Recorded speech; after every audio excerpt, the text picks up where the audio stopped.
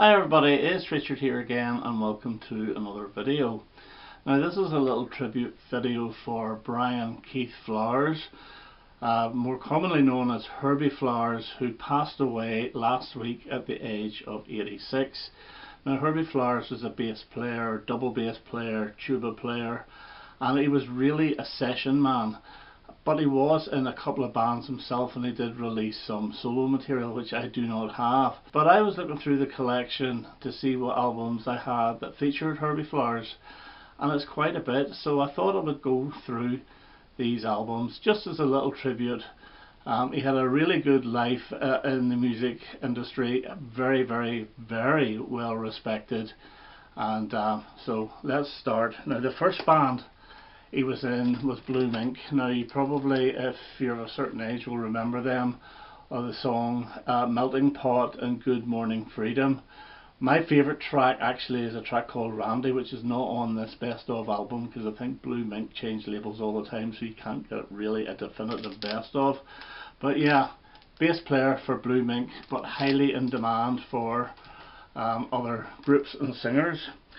Another band he was in with John Williams, Kevin Peake, Tristan Fry and Francis Monkman, and that is Sky, and this was near the end of the 70s, and this is, you're touching on near classical music here, but such a good instrumentalist with the bass. You know, he got into that band, and I have a couple of other Sky albums. This is Sky 2.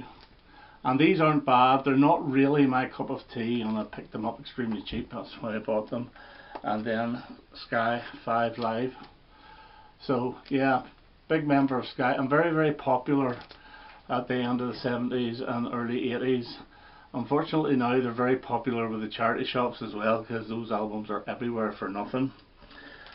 However, he did play Herbie Flowers on a couple of David Bowie albums, and he's all over the Space Oddity album, which is absolutely brilliant, from 1969.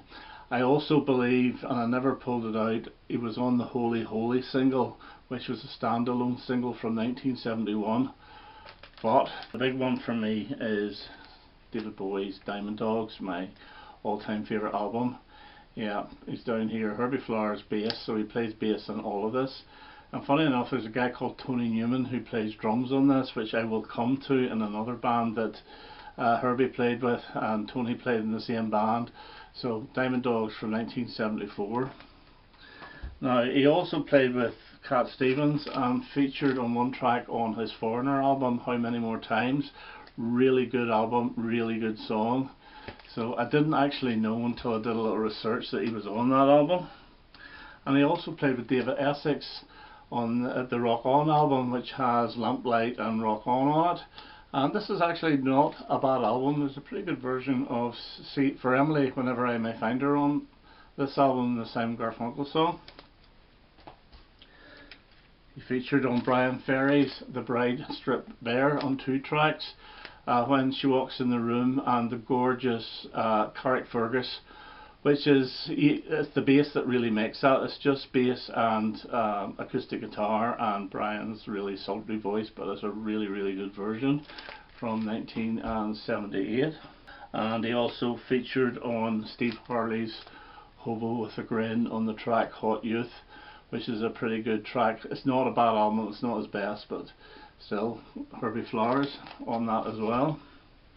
Elton John, he featured on 3 of his albums, and the first one up was the Tumbleweed Connection, and on this he features on Burn Down the Mission, Come Down in Time and Country Comfort.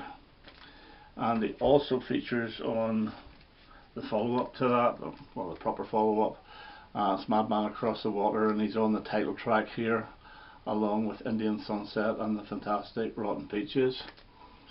And he does feature on one track on Elton's A Single Man, which is Shooting Star. So he did get about it, but he was highly in demand. He was also on Melanie's Candles in the Rain album, more or less on the whole album, and this is probably one of her best, if not her best, which features the track Lay Down and What Have They Done to My Song Ma. But it's probably most recognisable track is actually on Lou Reed's Transformer, and he was the guy that devised the bass line for Walk on the Wild Side with the double bass, and he also plays tuba on this album as well. So the tuba you hear on Goodnight Ladies is Herbie Flowers. This is an absolute brilliant album. It's a top 50 of all time album for me, without a doubt, and Herbie Flowers is all over this. One that did surprise me was this. He's on Cliff Richard's Rock and Roll Juvenile. This is the album with We Don't Talk Anymore and Carry On It. I didn't know he was on this until I was looking up to see what albums he played on. And two more. One, not a very good album, but it's Ringo Starr's Stop and Smell the Roses. He's on a couple of tracks here, Rack My Brain and You Belong to Me. Rack My Brain was the single written by George Harrison. It's probably the best track off this. But I'm leaving this to last because he was a bona fide member of T.Rex, and this is their last album. And I remember seeing him on the Mark shows, and he used to wear pajama bottoms. And one thing I will say about Herbie, he always had a big smile on his face when he was playing with T.Rex, and I believed he said in interviews it was part of the best time of his life in playing whenever he is with Mark Bolan and T.Rex. And Tony Newman, the guy on the Diamond Dogs cover, was also a member of T.Rex. So this album is basically the Diamond Dogs personnel under the new T.Rex banner.